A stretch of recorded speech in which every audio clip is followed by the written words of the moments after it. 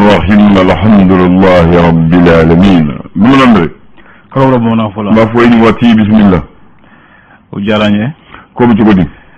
بو أميلا تون إيه غبي تقولي يركا كنا جمانا مي تقولي أيوة جلا كون مي جمانا كونو onga anji matike ala lablay wati bi tugodi wati ka kalanga am suya fuko wala bi deme fanana jiere bi tugodi de abla jiere ka kala jiere kala Allahu akbar jiere de manoko aga fofa chugula ni ye jamono taga alla jebi bena ka giladu jien kono sisan na tolabu ka lame na kuna fondo la jamana do be no juru chara fo jamana re ka defe ka jamana do ma ko nye fondu ma ina fo essence na nyo kono auzu billahi yoro ka galene ayu o jere ka kalable ibta so jamana mi ni mugutala ka chiye ibta so ni nafolo ko gela bulula naam o akuma ka chan am do de ke ala kan deme ewo ko ali jiye kere chefa ko do bi ja senya trigada oche ngo figa fodoro ko beni garse do able kuma gela chugo ita so ni dobi fera ko nable awo dobi lafia nam ni misali reta mali gele na amba kono kabi santan onga kabi gele fondam na do lafia raw ko dogo bone do kere ko magela chugo ibsa so ni dobi lafia kono ko ba fo ko hel ni jege chefai dobi sangesiri awa sangesiri amma ga chugo dobi fere no alli akere ali jamana min ko fasisa ko mo tala ka sika hali isan soroka ku kam mulu kono able ibta so ni dobi no la fere no kono aji jembitene able magela chugo amma nyaga mi chugo ibta so doga heray awo edero ko do ka kasiko e do ke yele koy awo do ka kasiko e do ka yele koy ni ya jasina mo ka nyini tawti kilinya abu de kufo nanga nyini tawti kilinya ibta so na njanya ko tikilinya misali barayoro la se person do ka barabiche ndam ala kan kishama o minga barachena ibta so ni abika shila sikatola o jagwa onga ibta so ni mumu joro no fo yele law awo goni sikatola ubeni ogoni wala hal na ta joro no ibta so tibe doni kudo che yoro ko firge kadimalien ibta so no bo doni kudo che o noti ka barachena o yele wafo sisan woni mako nanye ogoni ko techen okune nyi abitene parce que bamano ko do ko so bidon ko de do ko so joyiri so do abitene falen do mo galla inu tiklinye abin ko do fodro ita so ni doka e ka nyini fenyi kasega ni fen soro ni gashido fono makoti soro asikatola eni ego na misugo do salade asikatola de awgoni ni do mabo ni ya ko ibi ko ko minga ba so ni sababu bora fenno de sikatola ubedi ogoni afrika kuma migro mina tiene mo do ga folo so ga fenno glan ubedi aywo ya bi la fenno de tiena folo so ga ni micro no sikatola abite o mo ka nyini front tikeli o beka sewani beka duzukati o faralendo ikani so ikanyini fen la tubarakallah afamuna bismillah aywa biye avril kalokle tan sawaye nam samba fla ani mukani fla araba dondo sikatola sungolo kle tan fla o fasiri bo so woni ke fasiri gafu kuno amna la je ferete folo mi ka sika ko ma wado nyefo mo ka sika famal sura kulable aywa ambada men le républicain mun defo bi so wadayna ko sene barwasi ba no wele ko conseil supérieur de l'agriculture le ko konisigira kunungo kulunara chimingu itaka nyamuga koro o ko aya sementiya ka foku abafe anga seka anyereta dunga fa sabati lisiraka o de nyumonte ko ayo la yinike o mimtalike fa nyama docteur Sugalu ko kala maiga o ko ale makonnen do kalo kile mugan ani kelen nata ye dɔgɔkun nata ye walasa ka ɲɛfɔliw kɛ a ka baara dɔw tɛmɛsira kan CNT la minisiri min ɲɛsin don Allemagne jamana ko kan kow ma ko ale bɛ Bamako ya kabi kunungo jɛɲɔgɔnya taama dɔw la bilen Union européenne n'o nanzaraw ka fara ɲɔgɔn kan kuluba ye ka k'u y'a latigɛ k'a fɔ ko u ka finitigiw kuma la k'an ka finitigiw degeli min kɛ kɛlɛ taabolo la ko baara bɛna jɔ a bilen tubarikala Ziri Hebdo ko Asimi ni Shugel ni Mali ni ɲɔgɔn cɛ ko jɛnkan ka kɛ jumɛn kɔ da bilen ɲininkali de mɛ miira la fɔlɔ mo ɲininkali dɔ ma miira la fɔlɔ n bɛ miiri fɔlɔ bɛ miiri mais e kɔni fɛn kelen don n'a ko a tɛ kelen tigɛ n bɛ jamana ta e bɛ jamana ta siga t'o la o kɔni ne kɔni nin fɛn saba fana na o kɔni nin fɛn saba fana na Makakari min na teliya la o ye Shugel de ye ayi ne m'a fɔ a ka di n ko n'a ko a tɛ tigɛ ko mun ye ɲininkali kɛ ko jamana Asimi ani Shugel n bɛ jamana ta ayiwa parce que a diyara a ma diya jamana de bɛ yen ko tile banbali tɛ bamanan ko tɛ Asimi bɛ se ka sa Shugel bɛ se ka sa faso bɛ to faso bɛ continuer n'o fana bɛ jɔ o jɔyɔrɔ la donc ne kɔni bɛ faso ta faso de tata ɲuman ye a banna o kɔni ye sugandili gale de ye a bilen an kan ka mun ta nka nin bɛɛ la an bɛ ɲini dɔrɔn o ye bɛnkan kɛ kow la mais tuma dɔ la i k'i janto dɛ mɔkɛ ko ne ma ko yiri jalan b'i to a bɛ yiri kɛnɛ di yan nɔfɛ o ye tiɲɛ yiri jalan n'a ka kuma a bin dɔw bɛ se ka yiri kɛnɛ jogi dɛ hali n'a ka bin kɔni ayi bamanankan don i y'a faamu o de kama n y'a fɔ n ko bɛnkan kɛ kow la o de ɲɔgɔn tɛ kuma dɔ samaw ka kɛlɛ a da man di kungo yirimisɛnninw na ayi i b'a fɔ zundani jɔyɔrɔ tɛ o ye tiɲɛ ko tɛ ko sama ka kɛlɛ yɔrɔ zundani jɔyɔrɔ t'o la u ka ko ni hakili jɛ ayiwa ka hakili bila dusu ɲɛ o de ɲɔgɔn tɛ ko docteur Mumuni Gindo ko ale seginna ka bila a nɔ la ko kura ye o tile ɲɛmɔgɔya la a tun bɔra la a bɛ sɔrɔ danaya ka kurakurayara kan ko kura ni falen kun kan ka kɛ danaya kurakurayara ko o kɔni b'a jira k'a fɔ ko ani min ka kan o de kɛra a ye a bila ye ko taji b'a la ka feere cogo sugu bɛɛ la ani ko yɔrɔ dɔw yɛrɛ la fana ko a bɛ ka sumaya ye kosɛbɛ ko yala ko mɔgɔ kan ka siran k'a fɔ ko taji ko gɛlɛya bɛna jamana in sɔrɔ wa ala ka bi la o tɛ ko ɲuman ye dɛ info matɛ ni ye jɔn nasara jumɛn kunkolo ye Allemagne ko kan ko ministre Jado muso do ko lakanako min bɛ jamana in kɔnɔ nɔ Allemagne jamana bɛ yan nɔ a bɛ san caman bɔ wala kan dɛmɛ ko kalo min bɛ tali kɛ olu baara ninnu b'a la ka taa sira minnu fɛ a bila ye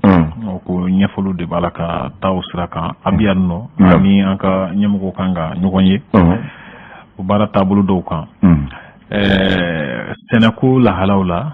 ko nɔgɔ sɔngɔ min ni jamana bɛ dɔ t'a la n'o ye prix subventionné ye min ni sɛnɛkɛlaw kan k'o sara ɲina ko bilara 2,500 la bila ye coronavirus ko taabolo la ko gɛrɛndɛ dɔw tun bɛ yen nɔ k'olu gɛrɛndɛw wulila M5 gɛlɛya la ko ni Shugel kun y'i bila ni gɛlɛya ninnu ni san cɛ dun o de ɲɔgɔn tɛ ayiwa ɲininkali ɲuman don awɔ l'indépendant kɔni a sɛmɛntiya k'a fɔ ko Allemagne ka sarati min bɛ Mali kɔnɔ lakanako siratigɛ la ko ani an y'a banni cɛ de tɛmɛ kalo 1 jate kan bilen o tɛ baasi ye ko o ɲɛkɔrɔla na u ka kɔkanko minisiri nana walasa ka se ka kumaɲɔgɔnya kɛ n'an ka jamana ɲɛmɔgɔw ye min kan ka kɛ an ka jɛ k'o kɛ ɲɔgɔn fɛ o ni ɲɔgɔn tɛ awɔ mais n'aw ɲɛ mun ko u ka tugu faransi kɔ o tɛ baasi ye kari la dɛ parce que ko ni mun tɛ kari i bɛ to jɔnya la nka ko bamananw ko tɛ dɛ nka n fana bɛ min fɔ aw ye a ye ko ninnu jateminɛ parce que diɲɛ yɔrɔ min na maa kelen tɛ se ko ye ne ko tugu faransi i b'a faamu parce que nanzara tɛ ɲɔgɔn bila de o fana ye tiɲɛ o ko don i bɛ kuma faamu o fana ye tiɲɛ nanzara tɛ ɲɔgɔn bila farafin ye o tɛ ɲɔgɔn bila voilà o ye tiɲɛ i ye kuma bɛɛ parce que faransi de tun bɛ yen faransi de y'u wele ka na faransi t'a tɔ dɔn k'u bɛ to k'a fɔ ko de fɔ n ko tugu faransi ko ayiwa hakili la olu ta in kɛcogo ni tɔw ta kɛcogo tɛ kelen ye sabula u ye ciden yɛrɛ bila ka na ni ciden wulila kana koro jira ka fo ko ngane o tikli to mais ko ministre mumbe affaire da ko ka luka to u ka sada ko to ni wo Wagner ke wodi be donc o de France ko maya Europe dire ga kuma yo voilà donc ko ko ko France ko parce que France yo damne donc mutu ko voilà akuma ko ne ga chan nga mefe ga fodoro boyan don phénomène no tala sawla to take ko dugula ka fodoro kuno fonde sero ka da nin no fana ciden ñu cikana jamana kono akilla boyan don fana mboko lawlu ta bu famu awo halno dara mawo ka to ko bi bolo bo banbato bolo ka fri matufa wala o ba ko le kana awo de fana kan yable o de kan ni janyo na bu fara aka ke boyan kono la tale nyafe ni kra ka obnyon soro ko rela wa ya otu sika nyona ka ha ga do wala ko embargo mimbe mali dalablay ko Sénégal ko ni bonena sefo wore milliard bisone wulun flana février ko ndorona o ko fesa ko damateme wala ni dana ko jugu d'ailleurs la ko jugu stratégie la ko communicatif conseil dono Youssouf Keitaye ko ale nomna nendo sefo wore million ko ni sabar no fe o ka kiriku wore kanga ke juin kalo na tan klim ko ani kononton bijou siraba o ko ale ko ni men nakado kasula communicatif la kuna foni kolomunu medi kalata o masi kasula cewte o ko politique nyamgo ko na jara ka fo fere kerengere nga tigala wal saka sika tigala mo nyaki ni wo kuma so fo l'essor face ko factory na sementia ka fo ko conseil supérieur de l'agriculture sen fait o ko latige bado tara o fulay ka Sénégal ko no ko songo jamana ka talen ko fe Sénégal ko nga mi sara ko wa fla ni kembe duruye o ko koro kilo kele premier choix o ko na tanyina biduru ani wolofla ne mafli 285 hakko biduru no wolofla o ko achimi fana nyine ka fo ko anga sana fe mun be ni mo be gringa daw kan ko sube ko ka fere kan na ko kon fennu wasaka ulu do bala ko sube min talike sujo nege o nege mi do sula ko a hakko jatu mina nenu o ko munun ti asherew labatu ko wajudu uluka labatu wasambatu so sika me shila chugo mina sika to la suna ba fri o suni bolontan o ko kena so botu wajira ka foko fembe ndate ne bishon ki kana bolontan awo mi rafnam talike demesene munu be bolon kono ulu fana ko janto ka ke ulula wasambatu akubsika kumbe chugo na ka bon singorable mais frère kanu tale tu mission atumi bolontan malive aw yoro chugo tikle iwa ga fali so ko no mission buje Algérie Tunisie Maroc lu mission buje o chen ga iwa jatemne kuma do abi aglono do femina ne bisika ke minye o ye labem munun bolu bulu afawuno ulu kala labem nanga labon chugo tikne d'accord o bendi aywa ni ko de jando kala lu ka kenala chugo mina nande amno chega janable afawuno o anga jatemne le canal déchaîné na jamu kuma anyabala asimi be foti kono Goodluck Jonathan bala kanale dunia awo ale ni sega atega tinya o ko amakono no bon ko yanno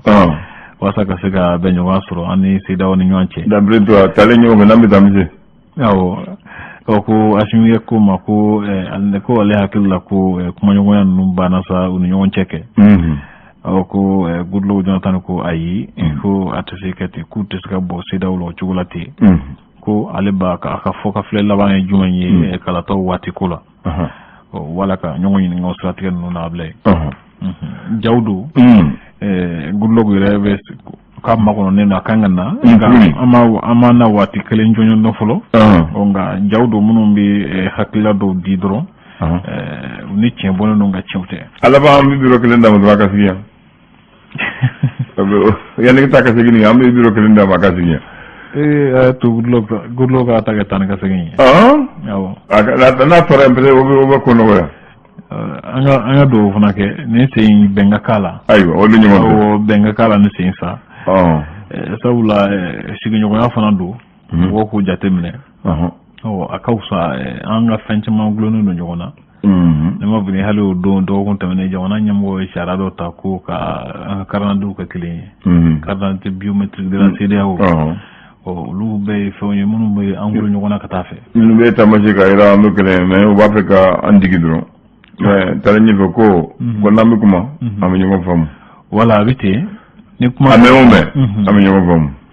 anga na nyongo fam abina fo duguma kuma ne lakal mandi ko kele ko e jade oche na jaro ko kuma do be sebedo way be bi joro do abi janto nyona afana bulu minga akilla o kema kan sebedo sa dubarkalla o afana ka ala jenni ma ku buga siranye afana kana sama ka se haka do ma dubarkalla no te kuma do ni bituka mo minti kuma be na ya jo na ya be bulika ko na ya jo yen dumina fana bo o kana bugo ya bugo bi ko do oho akobeti usira na nya taw be ni ngabulanye anga jatemne bo o do ko moni no hagji cero ala dogo ni toro dogo ka dogo ni ko fo ka bo don dogo ni ko ka benala jeni korea te tsena ito dogo ni ibo dogo ni ko ni korea bola tsena ko asero atrege bi ko do ko ji jando ni mi jando bi bo o fole le fo yele ko ke jandu yele ni mi jandu yele bi bo awche ko wallahi na ko ra bola tsena o kuma da fole sisan o ali kɔrɔya yɛrɛ bi to a la ni kɔrɔya bɔra la kuma bɛ ka fɔ parce que ko wɛrɛ kana kɛ n'o tɛ ni ko wɛrɛ tora la k'a tɛgɛ bɛ s'i ma dɛ. tɛgɛ bɛ s'i ma d'accord bamanan de santan bi an dalen ɲɛfɛ n'an seginna ko santan bi a santan ye an bɛ o lahaliyala mun na santan an tun b'o lahaliya o don kelen na. an ma segin an kɔ. I b'a sɔrɔ an jiginna dingɛ kɔnɔ yɛrɛ n'i ko le 13 avril 2012 bi an bi 13 avril 2022 o tɛ san 10 ye wa san 10 mun de bɛ kɛ a sɔrɔ an tun bɛ transition na o waati na fana Amadu Aya de coup d'état kɛ Amadu Tumani Ture la an tun b'o transition na Amadu Aya kɔ ale bɛ kɛ ɲɛmaa ye ka constitution suspendi CEDEAO kelen kelen ko yan tɛ an ti jɛn'o ye i ti kɛ ɲɛmaa ye an ti sɔn a kuma ma ja dɛ a ye ko n b'a kɛ a y'a daminɛ olu ka sanction mun b'an kan sisan fɔlɔ ta diguna ye dɛ u y'a bɛɛ datugu essence kɛra fo 400 litres kelen ni hakili b'a la a ye tile 8 kɛ dɔrɔn a y'a bila a ma se o la ni donc a ye na o juguyara ni nin ye o a juguyara ni ye ni hakili b'a la a ye kun jamanaden ni o degu la ne yɛrɛ mun fɛngɛ ɲini a de a ma ɲi ma dɛ donc a ko a ye na le 6 avril olu ni a y'a bɛnna a ye ko